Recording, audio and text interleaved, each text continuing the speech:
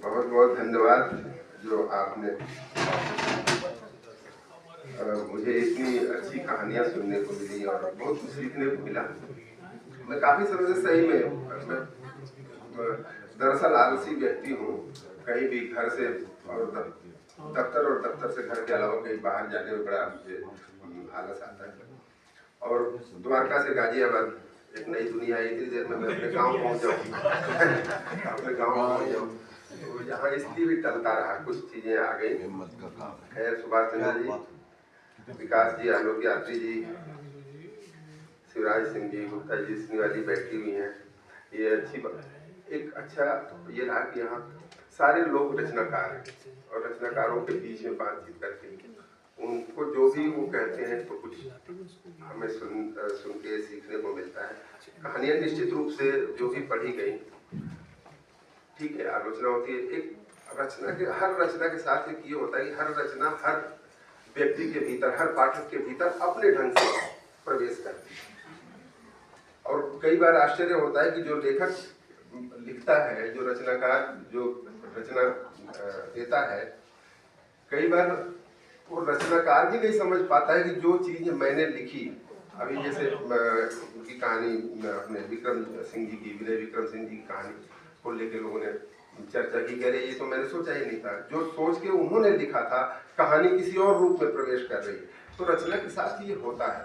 तो ऐसा नहीं मान के चलना चाहिए। मैं हर जितने लोगों ने कहानी सुनाई उनको मैं ये कहना चाहता हूँ कि जितनी चीर फाड़ हुई उसको ये ना समझ लें कि जो जो दूसरों ने ज्ञान दिया या मैंने ज्ञान दिया वही अंतिम सत्य है। ऐसा कुछ नहीं है। जो आपने लिखा, वो जो सोचा, एक रचना प्रक्रिया होती है जो आपके भीतर चलती है। जिस तरह से रचना उतरती है वही सत्य है और उसको उसी रूप में चलना चाहिए। हाँ, कहानी को लेकर जो पैमाने बने हुए थे, जैसे सुभाष जी ने भी बीच में कहानी बताया कि कहानी क्या होती है, उपन्यास क्या होता है, लेकिन मैं आपको बताऊं कि कहानी एक ऐसी विधा है जिसने सबसे ज्यादा प्रयोग अगर किए हैं। मैं देखिए हिंदी कहानी की बात कर रहा हूँ, अंग्रेजी कहानी की बात नहीं कर रहा हूँ। हिंदी कहानी, अब हम शास्त्रीय उसमें जाएंगे विश्लेषण में तो विचित्र बात ये हो जाएगी, जो कहानी हम लिख रहे हैं, जो स्वरूप है, वो हमारा भारतीय स्वरूप नहीं है। ये आधुनिक कहानी का रामचंद्र शुक्ल भी आज होते, मतलब वो शायद 20 साल बाद भी उनसे कहा जाता, पूछा जाता कि जो आधुनिक कहानी का विकास किया और आधुनिक कहानी का जो स्वरूप आप लोगों ने तय किया, वो क्या वास्तव में भारतीय कहानी है? तो वो कहते कि नहीं है, क्योंकि हमने अंग्रेजी शिल्प से लेके और अंग्रेजी जो पैटर्न था, जबकि कहानी के जनक तो हम हैं, कहानियां तो हम लिखते रहे हैं सदा से, आज से थोड़े लिखते रहे, सदियों से लिखते रहे। तो वो शिल्प और वो ढंग जो कहने का था, और खाली शास्त्रीय नहीं, मैं कथा सरित सागर वगैरह की बात नहीं कर रहा हूँ, लोक में जो कहानियां थी, वो लोक में कहानियां कही जा रही थी। तो कहानी के इतने ढंग हैं और इतनी शैलियां हैं, इतनी विविधता है, लोक से लेके शास्त्रीय। और अब तो क्या है कि संसार फैला पड़ा है ना, अब तो दुनिया आपके मुट्ठी में है, जब चाहो खोल लो।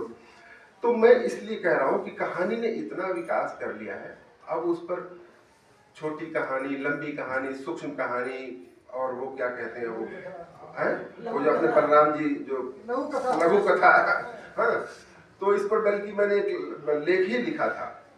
अच्छा, विचित्र विचित्र प्रयोग हुए। आपको मैं बताऊं, दो कहानियों का जिक्र करूंगा, कृष्ण सोती की एलर की और मोहनदास उदय प्रकाश की। दोनों ने लंबी कहानी के रूप में कहानी लिखी और वो बाद में उपन्यास बना दिया और उसी पर साहित्य अकादमी मिला उनको। तो इसलिए मैं ये नहीं कह रहा हूं कि कहानी क्या है, कि कहानी का कलेवर क्या हो, कितनी बड़ी हो जाए। और मैं तो कहता हूं कि देखिए, रचना जो है, हर रचना, चाहे वो कविता हो, कहानी हो, जो भी रचनात्मक विधा में जो लोग लिख रहे हैं, वो आखिर कर क्या रहे होते हैं? अपने समय को ही तो रच रहे होते हैं। जो हमारा समय है, हमारी समय की जो विसंगतियां हैं, उनको ठीक करके, मान लीजिए कि जहाँ फट गया, हम समय हमारा अगर कहीं फट चिट गया है, तो हम उसको रफू करके, हर रचनाकार उसको दुरुस्त कर रहा होता है, तो अपने समय को भी रच रहा होता है, समय के साथ साथ मनुष्य को रच रहा होता है। हर रचनाकार के केंद्र में मनुष्य है। सारी चिंताएं मनुष्य को लेके। तो किस तरह का मनुष्य बना रहा है, अगर वो कहानी में चीज़ें आ रही है जिस भी ढंग से, मान लीजिए कि उन्होंने, मुझे शिल्प बहुत अच्छा लगा, इस शिल्प में बहुत सारी कहानियाँ लिखी जा रही हैं। निर्मल वर्मा ने जब किया था तो नामवर जी ने वो क्या क्या कहानी थी उनकी, परिंदे को शिल्प की वजह से ही उन्होंने आधुनिक कहानी कहा। फिर उदय प्रकाश की कहानी जो उन्होंने अंत में प्रार्थना को उत्तर आधुनिक कहा। फिर बाद में देखिए, ये पैमाने नहीं है। रचना क्या है कि अपने समय और स्थितियों के हिसाब से अपना आकार लेती है, अपना शिल्प लेती है। आप किस तरह से आंदोलित हो रहे हैं किसी चीज को देख के, किसी समस्या को लेके। जैसे उन्होंने तेजवीर सिंह जी ने जो कहानी सुनाई, वो भीतर से एक व्यथित व्यक्ति की कहानी है। वो अपने समय को लेके और समय में जो बदलता हुआ मनुष्य है, उसमें बहुत सारी चीजें हैं। आप उसके जाएंगे, उसके विश्लेषण करना शुरू करेंगे तो इतनी सारी चीजें हैं, इतनी सघन रूप में बैठी हुई हैं। अब एक कहानी क्या करती है, एक कहानी उसको उस समय को थोड़ा फैलाएगी, उसको पिघलाएगी, जहाँ जड़ता है उसको थोड़ा जहाँ दुरुस्त करने की जरूरत करती। तो रचना एक तरह से तभी वो हमारे भीतर उतरती है। और हम थोड़ा सा, हमें हर रचना, मैं तो ये भी कहता हूँ कि देखिए, रचना जो है रचनाकार को भी बदलती है और पाठक को भी बदलती है। हम एक कहानी लिख के हम वही नहीं रह जाते हैं जो कहानी लिखने से पहले थे, थोड़ा तो हमें भी बदलती है, जो पढ़ता है बदलती है। तो अगर थोड़ा सा इस तरह किसी भी रूप में कर रही है, वो कितनी फैल गई है, कितनी छोटी है, किस रूप में आ रही है, अब मुझे लगता है कि बहुत ज़्यादा बहस करके और उसके बहुत अनगढ़ भाषा में, अब दलित चेतना की जो कहानी आई या स्त्री चेतना की जो कहानी आई या जो भी रचनाएं आई, उनकी भाषा पर आप जाएंगे तो फिर तो बात नहीं हो पाएगी। तो एक अनगढ़पन भी जो है ना हमारे, जिसको कहते हैं उत्तर औद्योगिक काल या उत्तर आधुनिक काल, जो है एक अनगढ़पन भी एक शिल्प है। आप तो कलाकार हैं, उनको पता है कि कैसे कला में जो है अनगढ़पन भी एक शिल्प है। एक कलाकार लगातार किसी का अगर नाक टेढ़ी बना रहा है तो वो उसकी जो शैली हो जाती है, वही उसका शिल्प है। तो अनगढ़पन भी कोई, मैं उतना बुरी चीज नहीं मानता हूँ।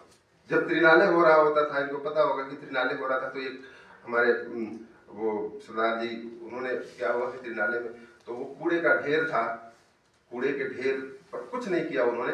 कूड़े के ढेर के आगे मतलब चारों ओर वो गेंदे के फूल की एक लड़ी लेके आए लंबी सी और उसको घेरा करा दिया। वो इंस्टॉलेशन हो गया उनका, ये संस्थापन हो गया उनका।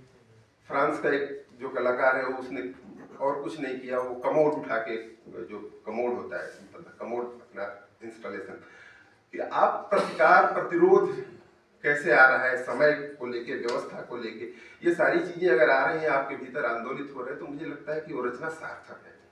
और जो भी रच रहा होता है वो अपने आप को खारिज भी कर रहा होता है। तो जो जितने लोगों ने लिखा, मुझे पता है कि वो अंतिम रूप से संतुष्ट नहीं है अपनी रचना को लेके। हम चाहे लाख कहें, वो खुद असंतुष्ट हैं और वो उसको रचेंगे, दुरुस्त करेंगे, मुझे पूरा यकीन है। तो यही है, एक रचनाकार खुद को भी रचता रहता है, समाज को भी रचता रहता है, आपको भी रचता रहता है। तो ये इतना अच्छे आयोजन के लिए एक तो बुलाया, तो मुझे थोड़ा सा असंतोष है कि अपनी कोई कहानी सुना के अपनी चीरफाड़ नहीं करवा सका। और मुझे अच्छा लगता कई वजहों से मैं नहीं आ पा रहा था, उसके लिए मैं क्षमा प्रार्थी हूँ। फिर मैं आऊँगा तो अब की बार मैं कहानी पाठ करने की मंशा से आऊँगा और आलोक जी को बोल के आऊँगा।